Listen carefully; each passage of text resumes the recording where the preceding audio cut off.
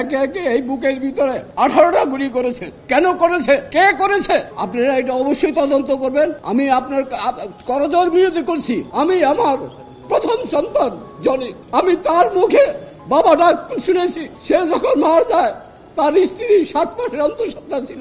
এখন আমার নাতি আমাকে প্রশ্ন করে, দাদা আমার বাবা কোথায়, আমার বাবাকে কে মেরেছে? আমি কার কথা বলবো বলেন? আমি কি উত্তর দেব আমার নাবালক এই নাতিকে? সে এখন ওই অন্য 5টা ছেলের মতো সে ফ্রি ভাবে চলে না, সবসময় গুমরা হয়ে থাকে। আমি এত হাসি খুশি রাখতে চাই আমার নাতি, শুধু চিন্তা করে সবার তো বাবা আছে, আমার বাবা কোথায়? আমি কিছুদিন আগে মামলা করেছিলাম, মামলাটা খারিজ হয়ে গেছে। এরপরে আবার আমাদের খিলগাঁও থানায় মামলা করেছি। ওইখানে পুলিশ কর্মকর্তা আছেন, ওনারা আসামিদের সাথে লিয়াজো মেনটেন করে আসামিদেরকে অ্যারেস্ট করছে না।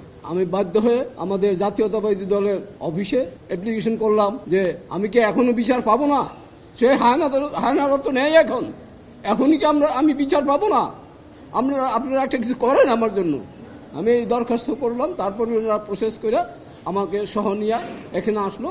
আমরা চিফ প্রসিকিউটরের বরাবর আমরা কাগজপত্র জমা দিয়ে গেলাম। আমি আশা করব আমার এই নুরুজ্জামান জনিকে একে একে এই বুকের ভিতরে 18টা গুলি করেছে। কেন করেছে, কে করেছে, আমি সবাইকে দেখতে চাই এবং উপযুক্ত শাস্তি আশা করি আমি বর্তমান সরকারের কাছে। আমি আরেকটা কথা উল্লেখ করব যে আমাদের ওই সময় 9 আসনের এমপি সাবের হোসেন সাহেব অ্যারেস্ট হইল। উনার নামে 4টা খুনের মামলা, 6 দিনের রিমান্ড সহ। কি করে একদিন আগের দিন অ্যারেস্ট হইল, পরের দিন সে জামিন পায়? আমি একটা প্রশ্ন প্রধান উপদেষ্টা সাহেবকে করেছি এবং আইন উপদেষ্টাকেও করেছি। আমি এই উত্তর পাইনি যে আন্তর্জাতিক মানের লোক হইলে কি খুন করার অধিকার আছে? যদি না থাকে তাহলে এই 4টা মামলা, খুনের মামলা থাকা সত্ত্বেও, 6 দিনের রিমান্ড থাকা সত্ত্বেও পরের দিন কি করে সে জামিন পায়? এটা অবশ্যই টাকার বিনিময়ে জামিন পাইছে। আপনারা এটা অবশ্যই তদন্ত করবেন। আমি আপনার করজোড় বিরোধী করছি। আমি আমার প্রথম সন্তান জনি, আমি তার মুখে বাবা ডাক শুনেছি। সে যখন মারা যায় তার স্ত্রী 7 মাসের অন্তঃসত্ত্বা ছিল।